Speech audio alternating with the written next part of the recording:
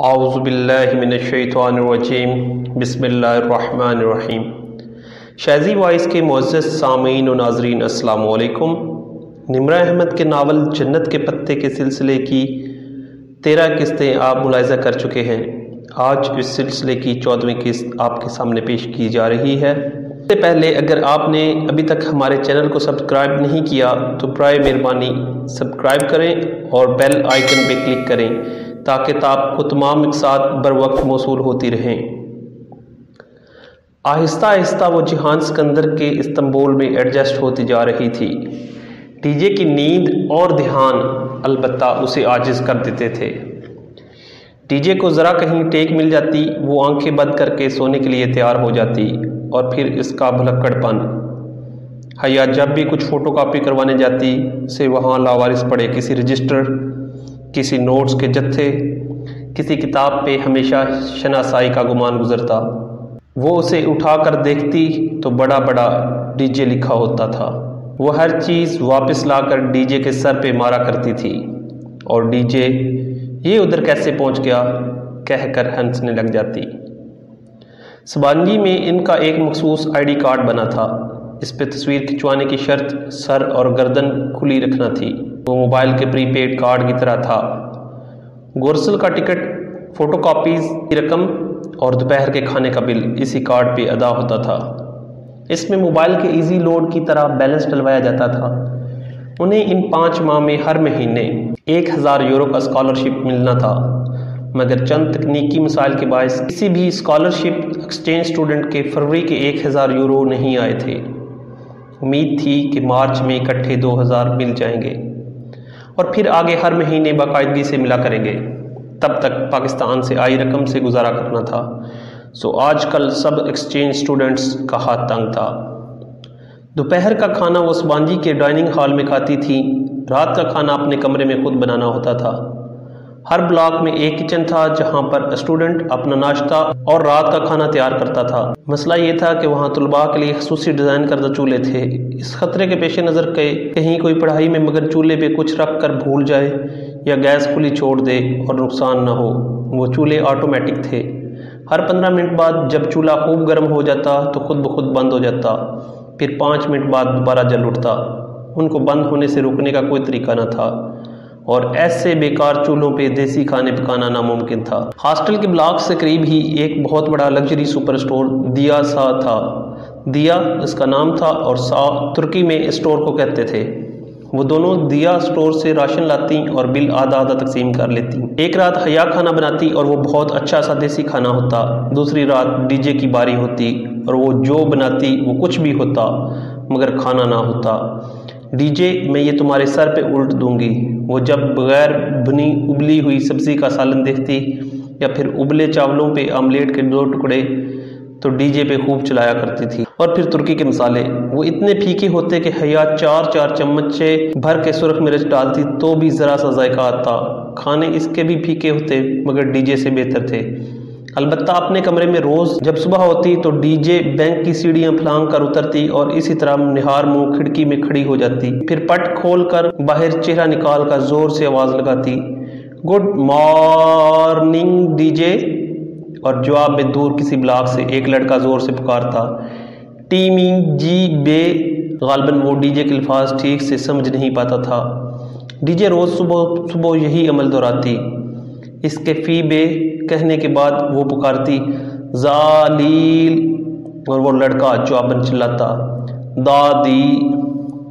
اس کے بعد حیا کمبل سے منہ نکال کر کشن اٹھاتی اور ڈی جے کو زور سے دے مارتی۔ یوں اس کی اور اس ان دیکھے لڑکے کی گفتگو اختتام پذیر ہوتی۔ گھر روز ہی بات ہو جاتی تھی، البتہ موبائل کی رجسٹریشن میں مسئلہ ہوا تھا۔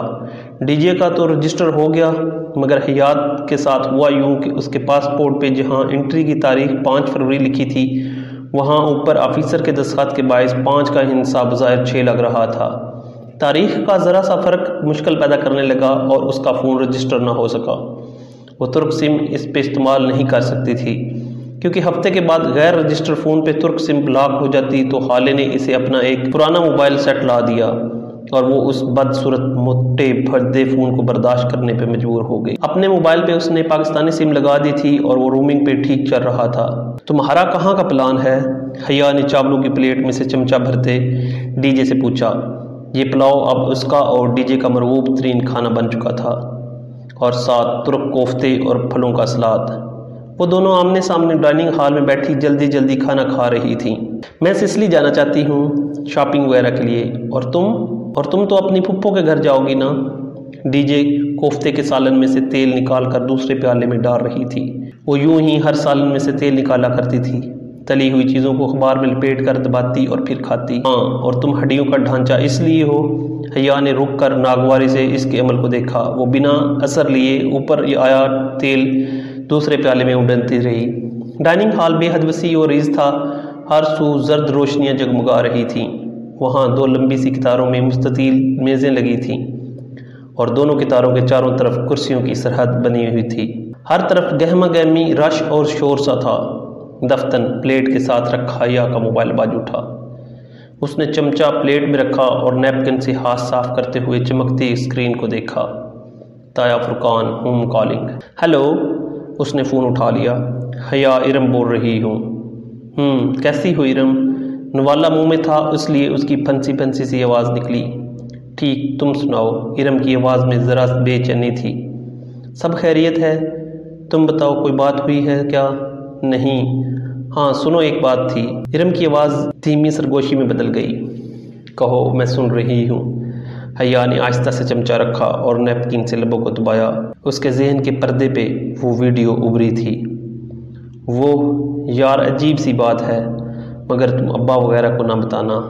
اصل میں کل شام جب میں یونیورسٹی سے واپس آئی تو گیٹ کے قریب ایک خواجہ سرا تھا۔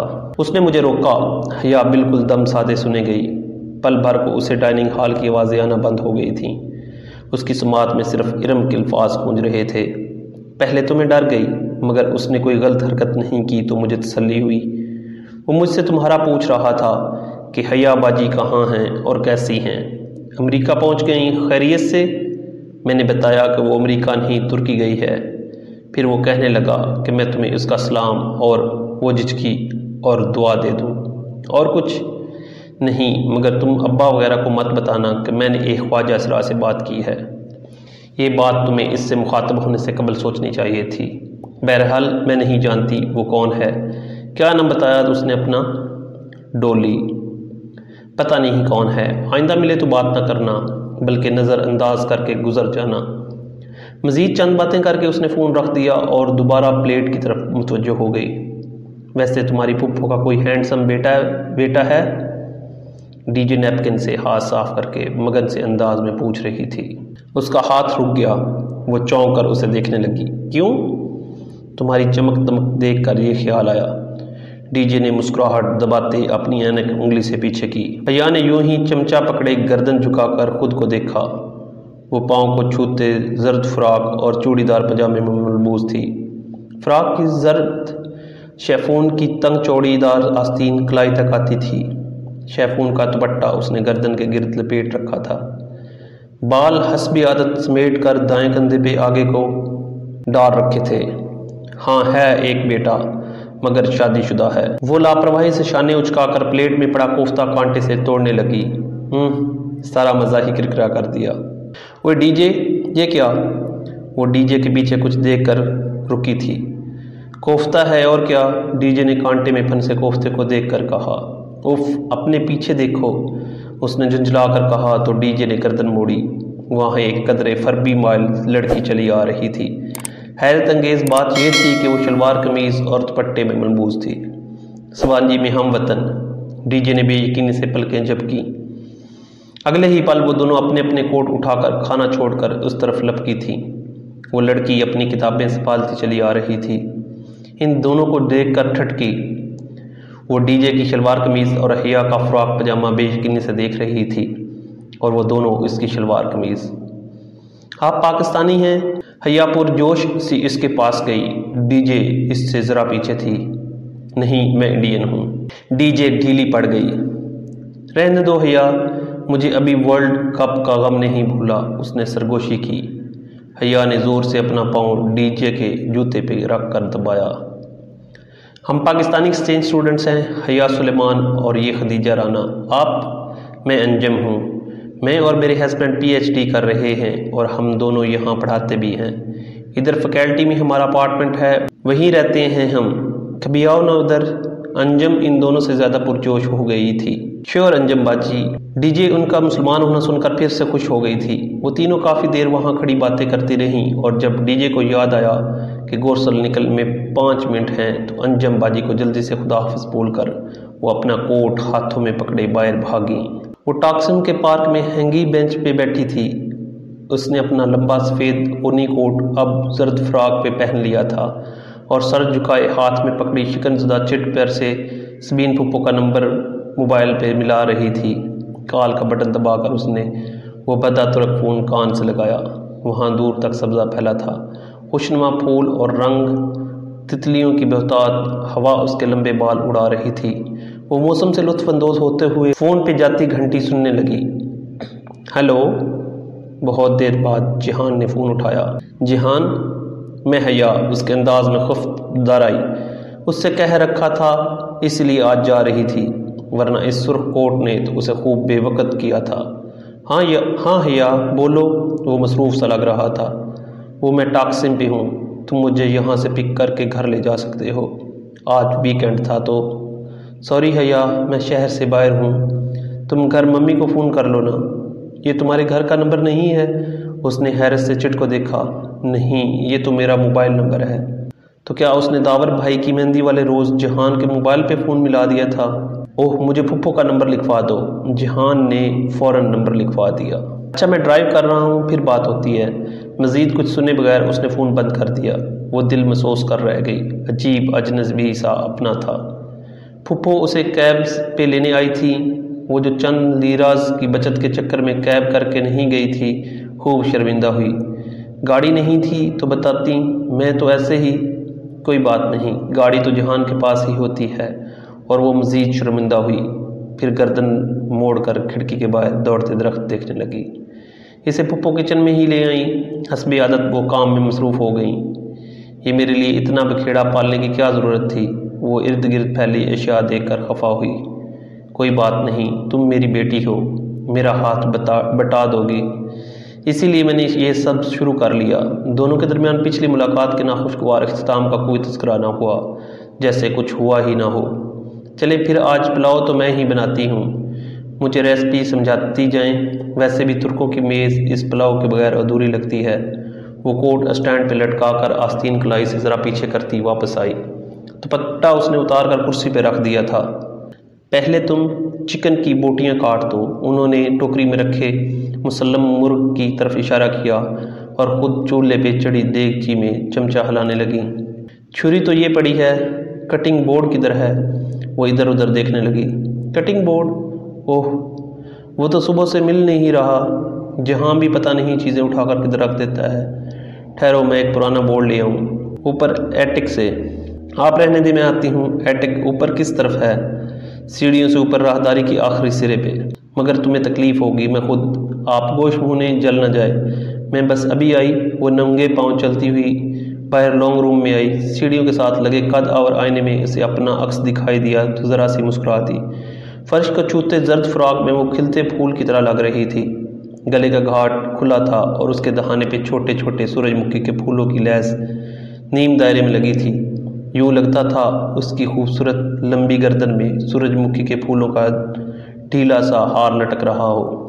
اس نے انگلیوں سے فراق پہلوؤں سے ذرا اٹھایا اور ننگے پاؤں لکڑی کے زینوں پہ چڑھنے لگی۔ اوپر راہداری کے آغاز میں ایک کمرے کا دروازہ بند تھا، شاید وہ جہان کا کمرہ تھا۔ ابھی گھر میں داخل ہوتے ہوئے پھپھو نے کچھ ایسا بتایا تھا۔ وہ ایک نظر بند دروازے پہ ڈال کر آگے بڑھ گئی۔ فراق اب اس نے پہلوؤں سے چھوڑ دیا تھا۔ ایٹک میں آگے پیچھے بہت سے صندوق اور دوسرا کاٹ کباڑ رکھا تھا۔ وہ متذبذب سی اندر آئی۔ بتی نہ جانے کدھر تھی۔ اس نے دروازہ کھلا رہنے دیا۔ باہر سے آتی روشنی کافی تھی۔ وہاں ہر سو سامان رکھا تھا۔ کٹنگ بورڈ نہ جانے کدھر تھا۔ وہ اندازاً آگے بڑھی اور ایک کونے والے صندوق کا کنڈا کھول کر ڈھکن اوپر اٹھایا۔ نیچے لانگ روم سے بیرونی دروازہ کھلنے اور بند ہونے کی آواز آئی، ساتھ میں جہان اور پھپھو کی ملی جلی آوازیں۔ وہ مسکرا کر صندوق پہ جھکی۔ اس میں الیکٹرک کا کوئی ٹوٹا پھوٹا سامان رکھا تھا، کٹنگ بورڈ کہیں نہ تھا۔ حیا نے ڈھکن بند کیا اور نسبتاً زیادہ کونے میں رکھے صندوق کی طرف آئی۔ اپنے عقب میں اسے راہداری سے کسی دروازے کے ہولے سے کھلنے کی چرر سنائی دی تھی۔ جہان اتنی جلدی اوپر پہنچ گیا، مگر وہ پلٹی نہیں اور صندوق کو کھولنے لگی، جس کے ڈھکن کے اوپر گرد اور مکڑی کے جالوں کی تہ تھی۔ اس نے چند چیزیں الٹ پلٹ گئیں تو بے اختیار گرد نتنوں میں گھسنے لگی۔ اسے ذرا سی کھانسی آئی۔ پورا ایٹک بے حد صاف تھا، ماسوائے اس کونے میں رکھے 2-3 صندوقوں کے، جیسے انہیں زمانوں سے نہ کھلا گیا ہو۔ اس کی پشت پہ اٹیک کا ادھ کھلا دروازہ ہولے سے کھلا، کوئی چوکھٹ میں آن کھڑا ہوا تھا، یوں کہ راہداری سے آتی روشنی کا راستہ رک گیا۔ پل بھر میں ایٹک نیم تاریک ہو گیا۔ وہ پلٹنے ہی لگی تھی کہ صندوق میں کسی خاکی شے کی جھلک دکھائی دی۔ اس نے دونوں ہاتھوں میں پکڑ کر اسے اوپر نکالا۔ وہ لکڑی کا تختہ نہیں تھا، بلکہ ایک اکڑا ہوا کپڑا تھا۔ حیا نے کپڑا کھول کر سیدھا کیا۔ ایک پرانی گرد آلود خاکی شرٹ، اوپر سجے ستارے، تمغے اور ایک نام کی تختی۔ چوکھٹ میں کھڑا شخص چھوٹے چھوٹے قدم اٹھاتا اس کی طرف بڑھنے لگا۔ حیا نے نیم اندھیرے میں آنکھیں پھاڑ کر وہ تختی پڑھی، سکندر شاد۔ اس نے بے اختیار رینک دیکھا، وہ کرنل کی نشاندہی کر رہا تھا۔ وہ شرٹ ہاتھ میں پکڑے کسی الجھن میں گرفتار پلٹی اور ایک دم جھٹکے سے پیچھے ہٹی۔ اس کے عقب میں جہان نہیں تھا، وہ کوئی اور تھا۔ دراز قد، کن پٹیوں اور پیشانی سے جھلکتے سفید بال، سخت نقوش، نائٹ گاؤن میں ملبوس، وہ کڑی نگاہوں سے اسے دیکھتے قریب آ رہے تھے۔ وہ سانس روک کے انہیں دیکھے گئی۔ وہ عین اس کے سر پہ آئے اور ایک جھٹکے سے اس کی گردن دبوچی۔ میری جاسوسی کرنے آئی ہو؟ اس کے گلے کو دبوچے وہ گرائے تھے۔ بے اختیار اس کے لبوں سے چیخ نکلی۔ شرٹ اس کے ہاتھ سے پھسل گئی۔ اس نے اپنی انگلیوں سے گردن کے گرد جکڑے ان کے ہاتھوں کو پکڑ کر ہٹانے کی کوشش کی، مگر بے سود۔ پاکستانیوں نے بھیجا ہے تمہیں، اپنے مالکوں سے بولو، انہیں بلیو پرنٹس کبھی نہیں ملیں گے۔ چھوڑے مجھے۔ وہ زور سے کھانسی، اس کا دم گھٹنے لگا تھا۔